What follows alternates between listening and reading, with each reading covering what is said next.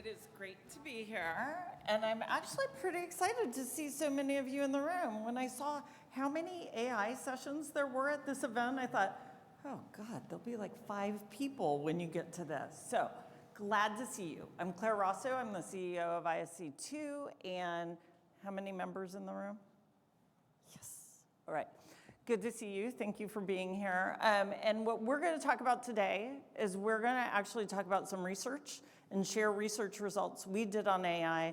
So this is hearing from you and your peers about what they're worried about, what they're looking forward to, and what they think the future has in store as it relates to AI. I'm sure you read that earlier. All right. The one thing I want you to think about a little differently in this could be your turn. AI may be the time where cybersecurity and cybersecurity professionals come to center stage and get the attention and the respect they deserve in businesses. So just something to think about as you think about how we're navigating this new or not so new world that we're in.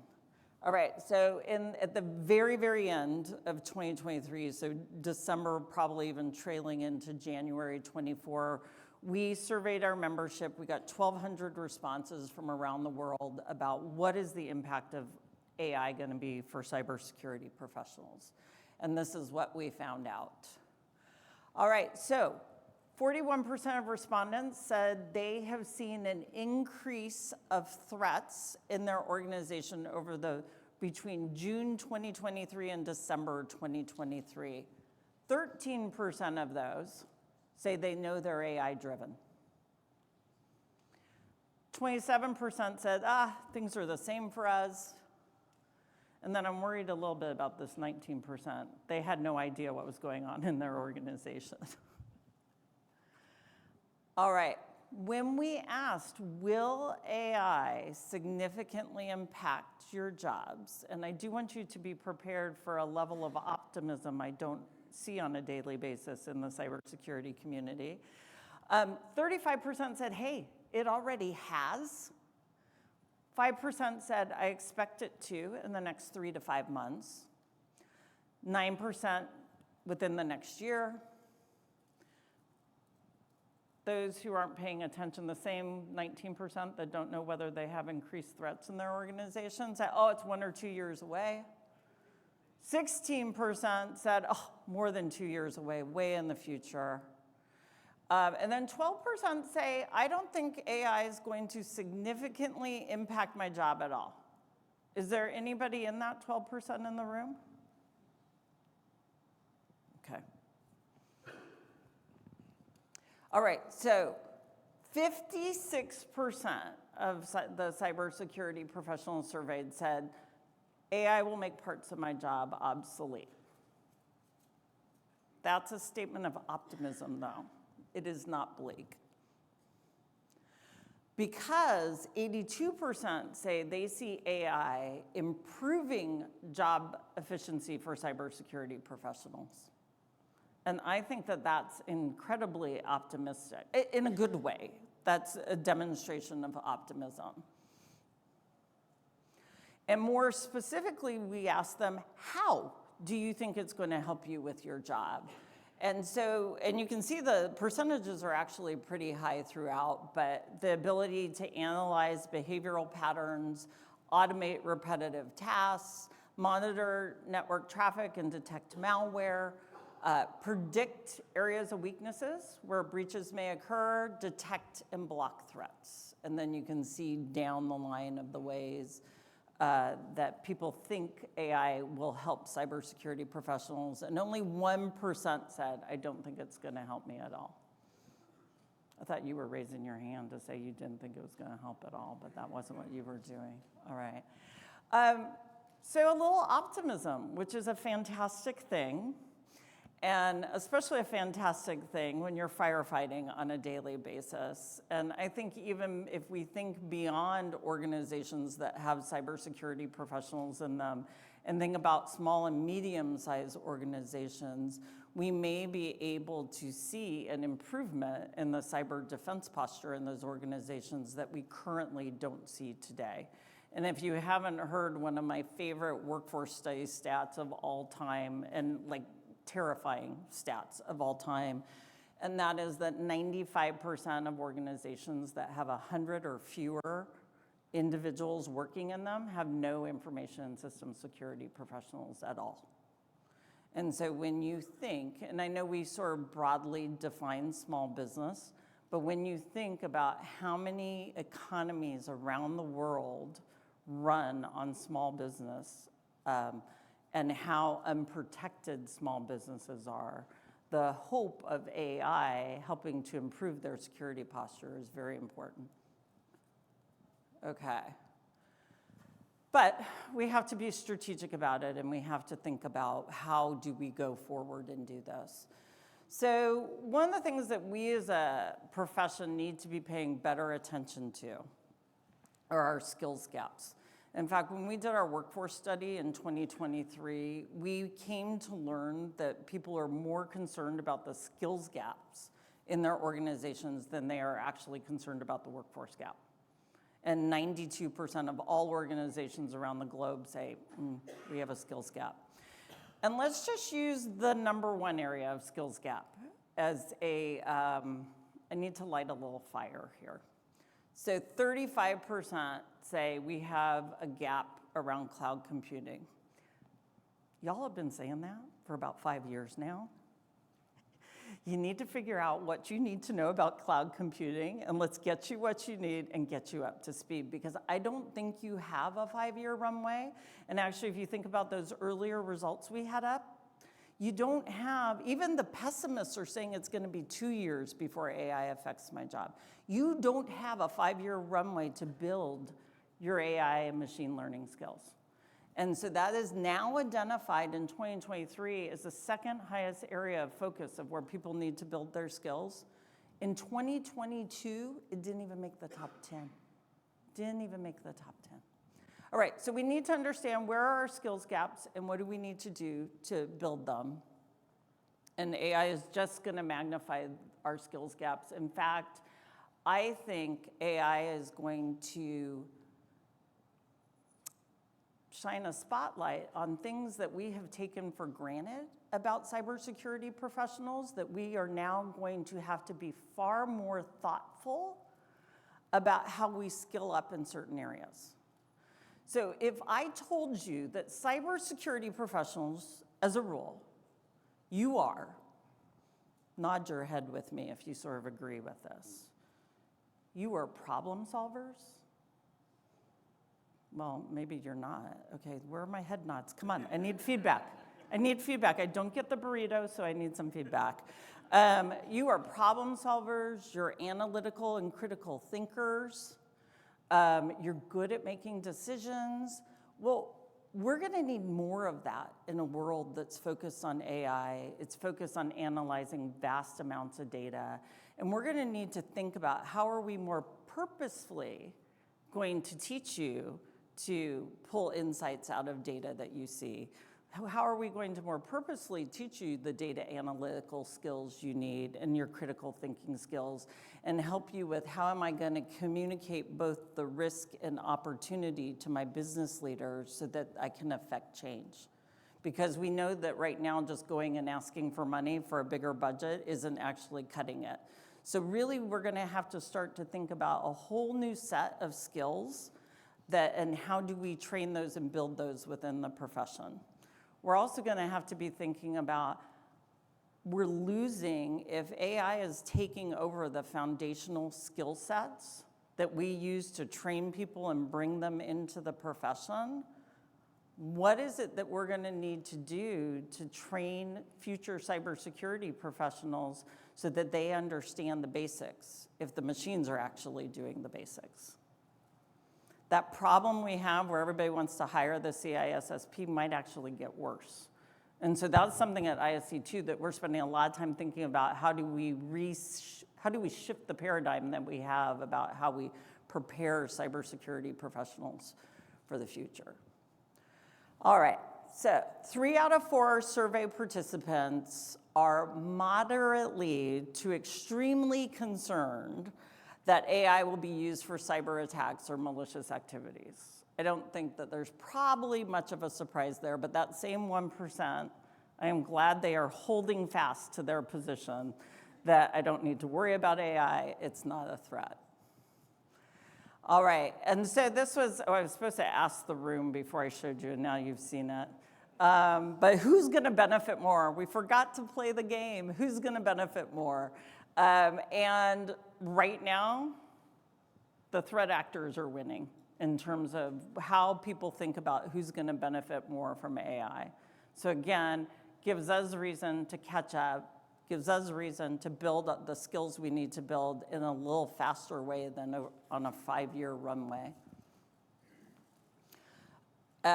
Almost half of cybersecurity professionals believe that by 2025, AI will be the biggest challenge the industry faces. Right now, when asked what's the biggest challenge the industry faces, people say the workforce. So people believe that within a year, it will be AI. So again, thinking about that 5-year ramp up, no. Even the people saying I have 2 years, don't think so. All right, and so what specifically are people concerned about? And I'm gonna ask you if there's something you're worried about that's not actually on this list. So people are saying, hey, we're worried about deep fakes, misinformation, disinformation, social engineering, lack of regulation. That's a sleeper that we're gonna talk more about. Ethical concerns, privacy violations, data poisoning, algorithm bias, adversarial attacks, and over-reliance on technology. Is there anything else you're worried about that's not on that list? Or is that enough to keep you from sleeping? That's enough to keep, that's good. Okay, it's enough. All right. So when we ask people how prepared you are, and I don't have the slides to prove this, so you're gonna have to take my word for it. We actually surveyed people in this time in 2023 and got one set of answers. And then when we redid the survey at the end of the year, we got a better set of answers. So if you ask people when everybody was getting all worked up about generative AI at this time last year, people were like, I know nothing. I don't know what to do. Don't ask me.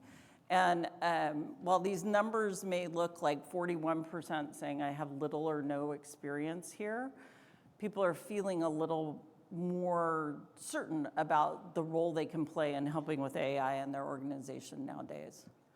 So 26% are saying we aren't prepared to mitigate any AI concerns within our organization.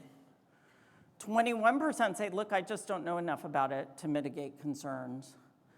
But 60% are telling us, you know what, I'm confident that I can lead my organization's secure adoption of AI. And I think a little bit of the shift that we've seen happen is AI, the mystery to, oh, hey, AI is technology, and I know how to secure technology lifecycle. I just have to apply that in the AI use case. Anybody in the room, I know, we're cyber defense, but thinking of offensive security, is anybody doing LLM testing? Got one.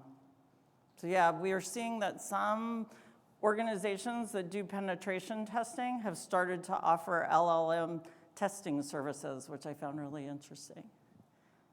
Oops, sorry, did that wrong. Okay, so what are organizations doing about the safe and ethical use of AI? So 27% say we have a formal policy on the safe and ethical use of AI. And 39% say, well, we're discussing a formal policy. So how many of you have a formal policy? Show of hands. That's less than 29%. How many of you are talking about having a policy? How many of you are hiding under your virtual desk hoping nobody asks you what your policy is? Okay. Work to be done there. Work to be done there. All right, and then when you talk about securing and deploying AI, only 15% have a formal policy on how to securely deploy AI within their organizations, and we have 38% that are talking about it. So how many of you have a policy in place on how you securely deploy AI in your organization? I got 2. I got 3. Okay. So some work to do there and some things to think about. And I'm going to have a special guest speaker who's going to help us think about these things in a minute. And then 18% are like, yeah, we have no plans and we don't have plans to have plans. I thought that should align with the 1% we had seen earlier, but it's much bigger than we thought.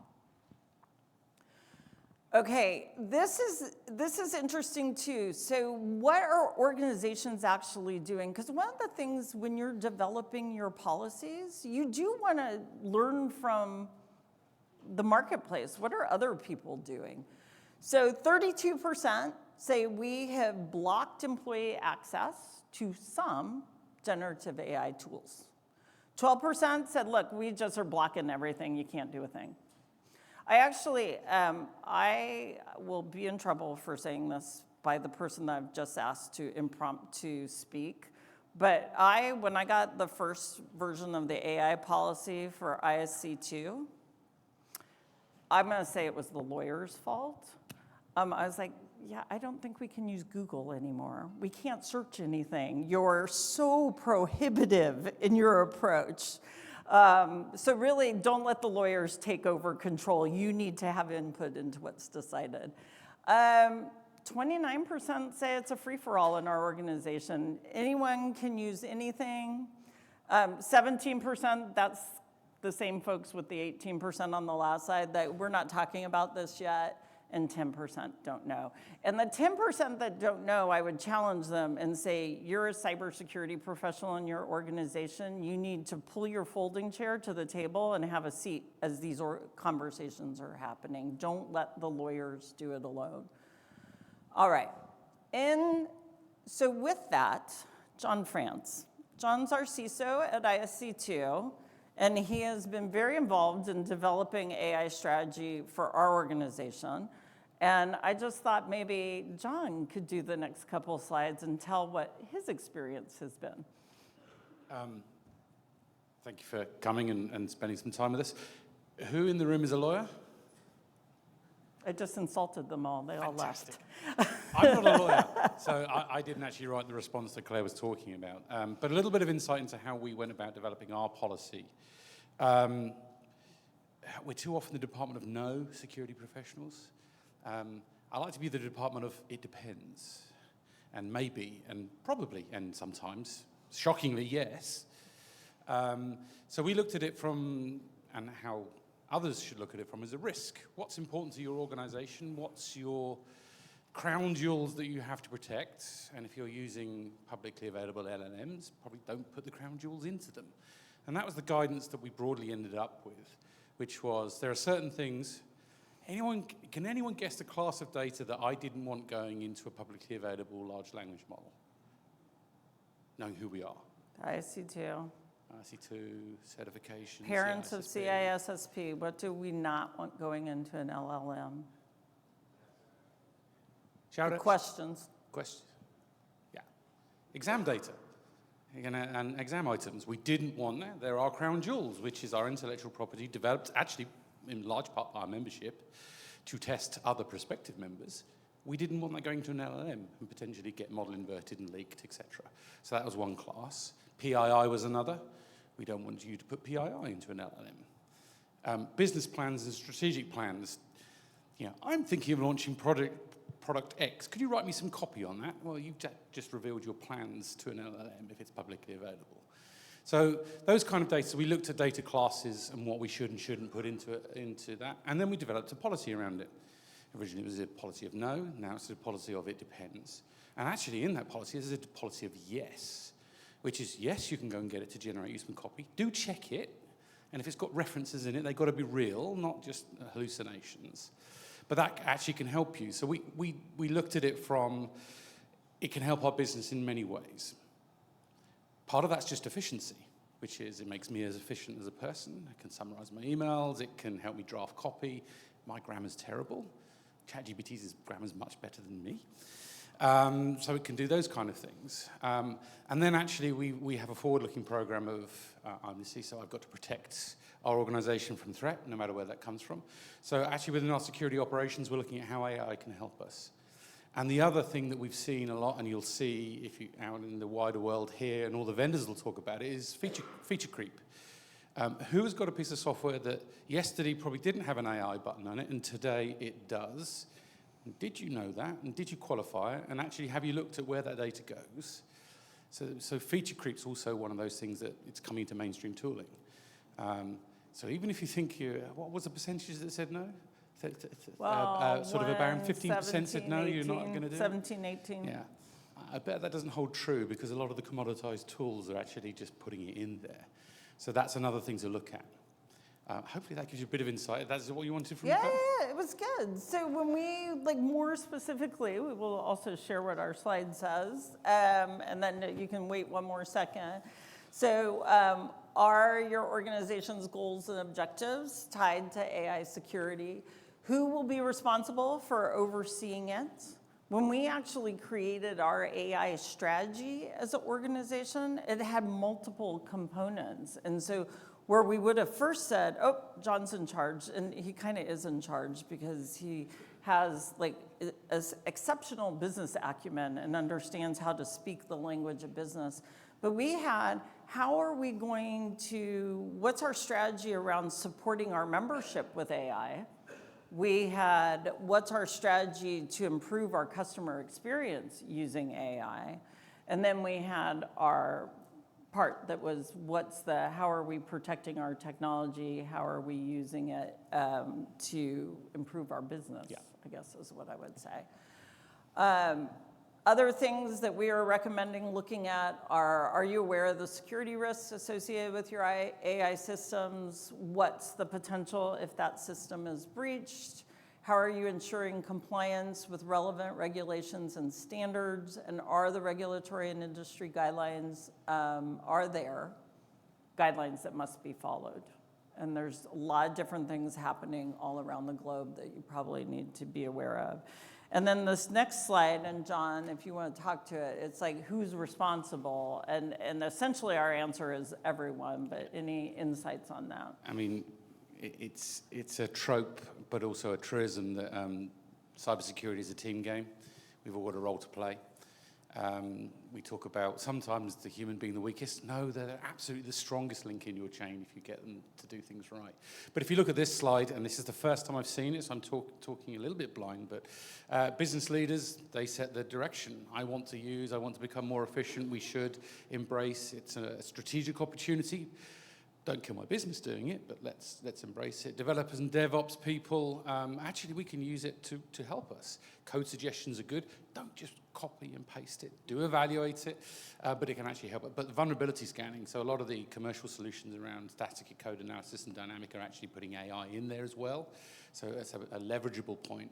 Operational personnel, incident response. We talked, actually, one of the stats around it's going to destroy my job. It's going to destroy the boring, mundane parts of your job, absolutely. What I hope it's going to do is increase the signal-to-noise ratio.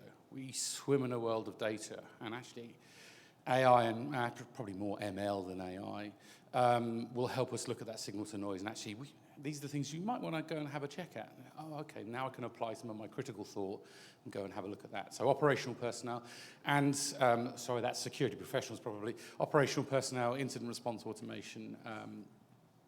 It's going to help us.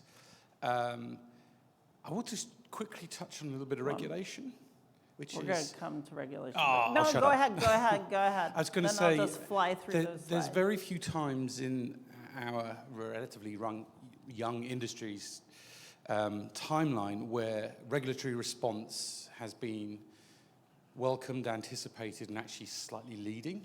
Points of inflection. You're stealing my slide. Oh, I'm sorry.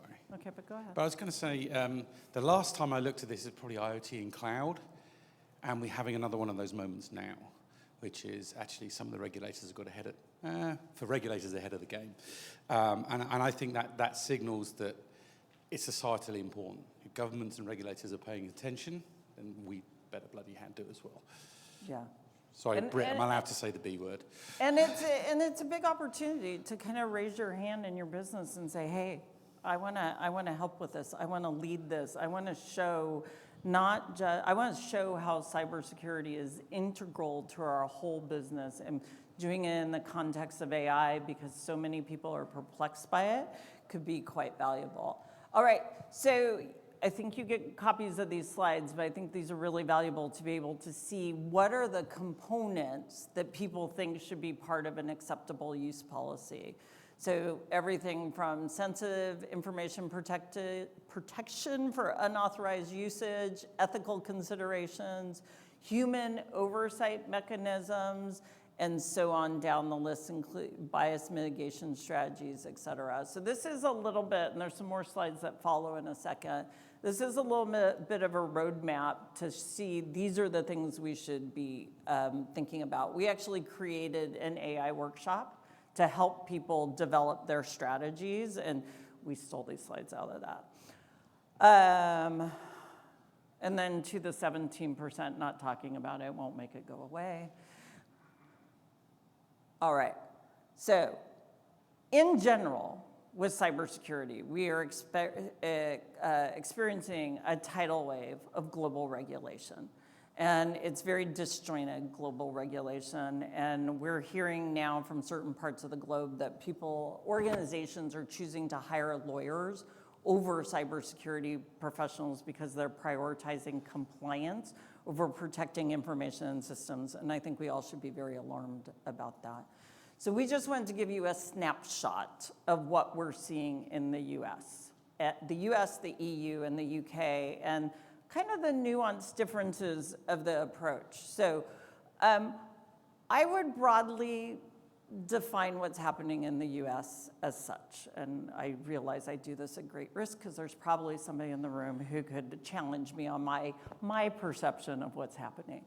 But my perception of what's happening is we're seeing statements come out and policies come out, and they are first and foremost talking about within the federal government, what should the federal government be doing? So it's not as focused on what should businesses be doing and organizations be doing, but it's like, what should the federal government do, and what are the standards they're gonna hold themselves to? There's a little bit of, here's recommendations for best practices and guidance for organizations, but there is nothing right now that says organizations, public companies, critical infrastructure, there's not a whole lot that says you must do this. There's this resistance to regulate, I would say, in the US. All right, the EU has no problem with regulating. There is no resistance to regulate in setting policy in the EU. And the EU is out, kind of to speak to what you were talking about earlier, the EU is out in front. Like they put their AI Act came out in 2021 maybe? First initial draft, yeah. So Yeah. actually really ahead of the pack. And I would say this, and then I'll let John weigh in a little bit more too, that I would say broadly, when the EU goes after cyber policy, it's looking for a whole of society solution that will be implemented over time. So very different than the approach being taken in the US. I mean, the way I've looked at it, and again, I'm open to challenge, is the US has tended to take a slightly technical approach, which is protect the models and a bunch of other stuff around technology. And we've seen like the risk management framework and from non-governmental agencies like OWASP, the LLM top 10. The EU tends to take more of a, again, my opinion, a rights-based approach. So AI won't be used to disintermediate your rights as a human being. Oh, that's not a technical, that's a rights approach. So there's a slight sort of different nuance, but talking to that point of a whole societal impact, the EU is a little more focused on that aspect, and the US tends to be a little more technical. Actually, I think there's great convergence in the middle coming. Yeah. And then in the UK, this is, there are a lot of great words in those bullet points there, and they're all important things: fairness, safety, security, robustness, transparency, explainability. The UK model is as follows. Here are some good ideas. It'd be nice if you would adopt them. Yeah, a little bit? Yeah, A little bit? yeah. Okay. Also, so not a propensity to regulate so much in the UK, but reward those who follow these guiding principles. Yeah, So yeah, that so is, just add a little colour. I was on a Yeah, round yeah, table yeah. this morning talking exactly about that. Which is, what guidance should we issue, and is it comprehensive enough, and will there be a version 2 of it? And that was a government round table, so kind of just to back up exactly what you were saying. No, it's good. So then, this is fascinating. I have spent a 30-year career working in regulated industries and for licensed professionals, and this is the first time I have ever seen what is about to come up on the next slides. 4 out of 5 cybersecurity professionals say we need regulation when it comes to AI. It's unheard of for professionals to say, regulate me. And I think that this is really important, and I think this also goes back to, this is an opportunity for cybersecurity professionals. It's an opportunity to professionalize cybersecurity. When we think about, and maybe AI is our jumping off point for that. So when we dig a little deeper, there is this deep concern that there should be regulation for the safe and ethical use of AI. And something I think most people would like to see, there should be harmonization among governments around the world when regulating AI. So don't give me nuanced differences in every jurisdiction, because this is crossing all borders. So 63% say we need global harmonization. 61% are saying, hey, there should be experts doing this. Let's not just, we love you policymakers, but bring the experts to the table. And those may include the AI experts, but it also includes you. You should have a voice in this. Government should be involved, private sector needs to be involved, and then 3% are holdouts and say, don't regulate me. But I think that this was really meaningful to me. I've only been hanging around cybersecurity professionals for about 4 years, but I have been hanging around regulated professions for 30 years. Were you surprised by this? Yeah, a little bit. I was surprised because sometimes we have a tendency as professionals to lean back. Oh, that's not us, that's government's job. It's not the first time, but one of the times I've really seen us start to lean forward and say, we might not know everything, I might not know everything, but I want to be part of that. Yeah. I have to be part of that. Yes, there's others and there's opinions, but it's the first time I've seen sort of that immediate lean in. All right, and then what should this regulation cover? So 90% say privacy, 87% ethics, 84% public safety, 74% bias, and 71% copyright. Those are the ones highly influenced by the lawyers, but we want to protect people's IP because we want our IP protected as well. And then, should regulation have different requirements, and this is important, based on the type of AI and its purpose? And 72% said absolutely yes, 14% said no, and 14% said, I don't know, I have no opinion on this. All right, and then this is complex perhaps to look at and read. But we asked about embedding AI into software and hardware. And it says AI components should be listed on their SBOM. And so 67% were resounding yes, but 89% basically said yes. Vendors should be required to disclose what AI engines their solutions are using. 88% said yes. AI features within business applications will improve worker productivity, so slightly different question. 78% said yes, but that sort of ties to the earlier thing we gave you. AI will significantly improve security solutions. A little less, but still 71% are saying yes. And organizations should be able to opt out of AI-powered solutions until more is known. 71% said yes. And then what I worry about, I worry about all the things you worry about, but then I'm also still like laser focused on those small businesses, that it'd be great if all those that information were on SBOM, but tell me the small business that understands what the SBOM is.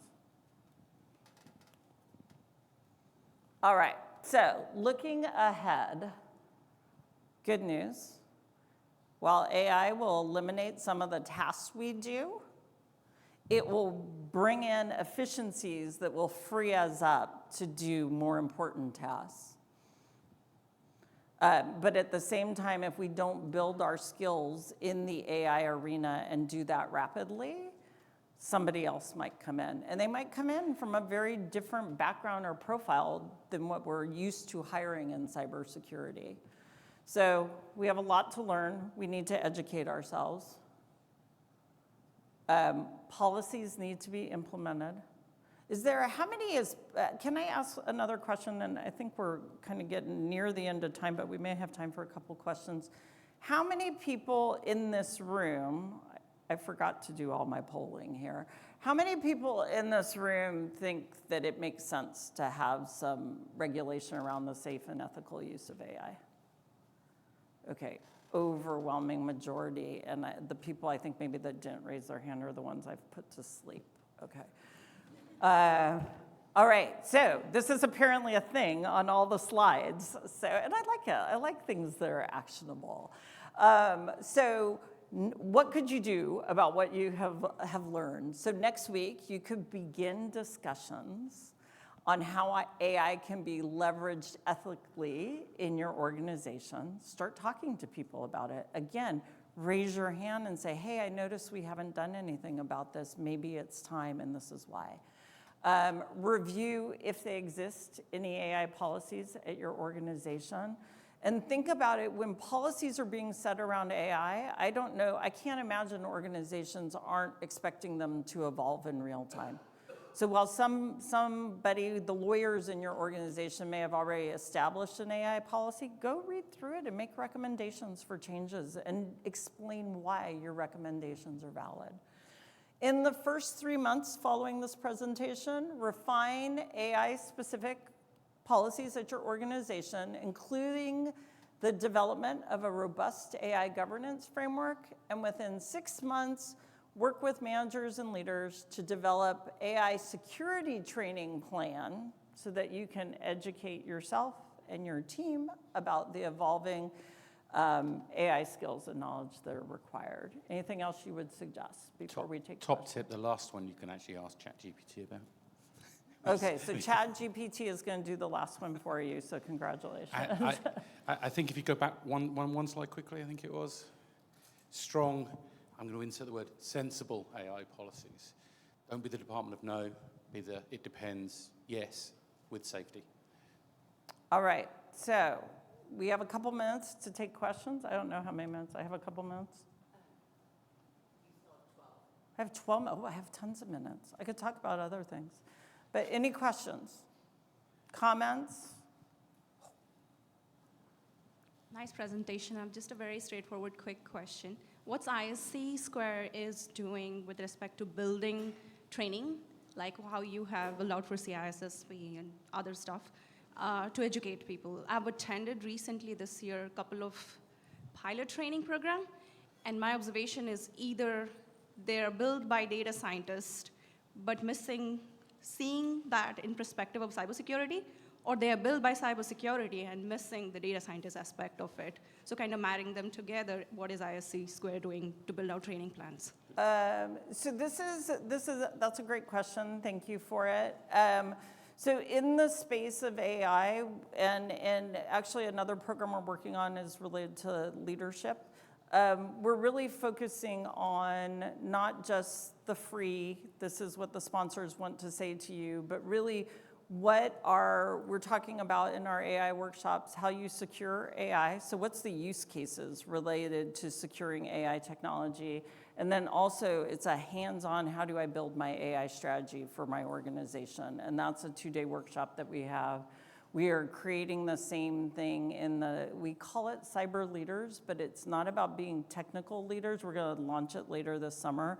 It's really about what are the things you need to know to successfully navigate the C-suite in your organization, to talk to boards of directors, and then ultimately, because we will see this, just like we saw it in the finance arena, we will see that boards of directors will demand that they have people with cyber expertise on their board. And so we have some efforts underway to help ready you for that. So those are some of the areas that we're working on with our professional development portfolio. Any other, we got a question over here. Come up to the mic, come up to the mic.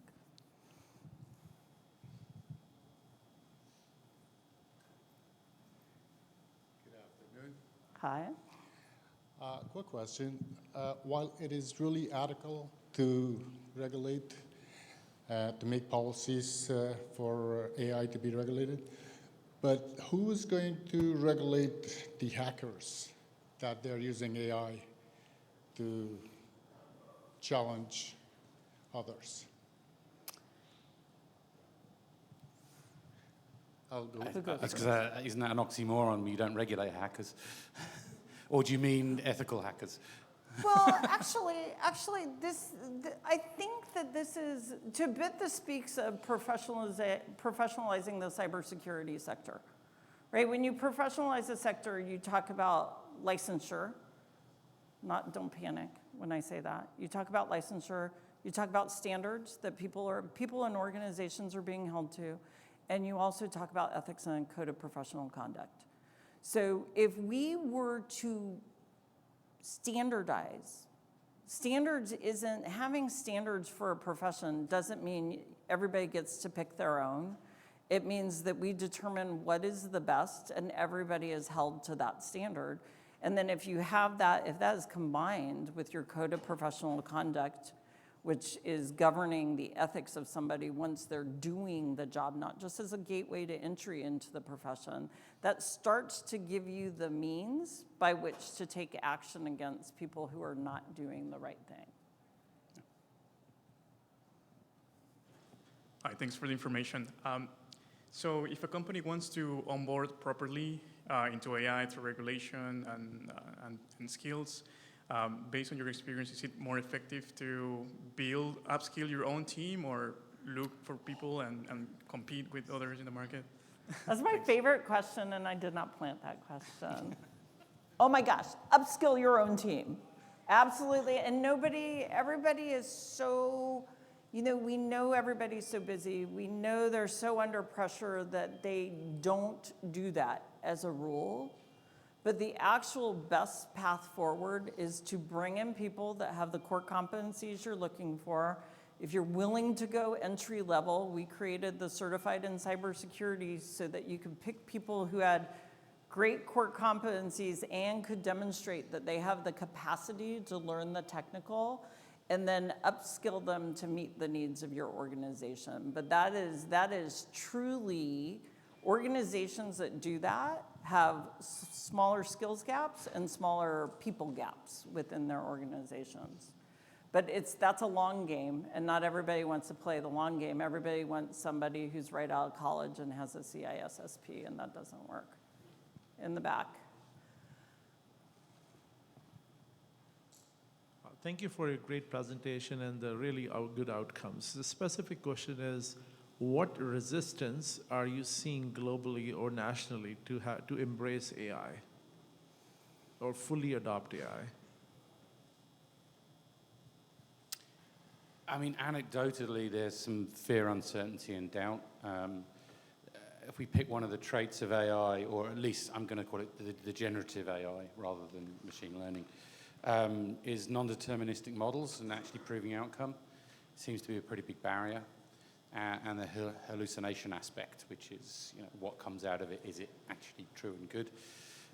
We've seen obviously there's a court case recently where I think a lawyer quoted a case law, and the judge looked at it and said, no, case law doesn't exist, and that's because they used one of the large language models. So there are some, I think, specific things you can come out against, but I'm not seeing widespread resistance to the concept of AI and its usefulness.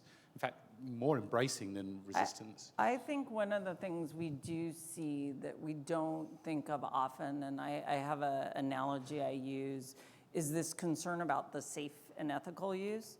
And so I don't know who was around when CRM systems suddenly became self-service. And everyone in your organization could pull their own reports. And everyone was pulling reports and making extraordinarily bad decisions because they didn't understand the data. And I think that's where when people talk about the safety of AI, that's part of what they're talking about, is like people not understanding is, am I using something, is it valid and reliable, and I'm making decisions on that? And how to manage that and think about that. I think once that is conquered, you're gonna see a greater willingness to adopt. All right, well, thank you very much. It was great to have you here, and I look forward to seeing you. Thanks all.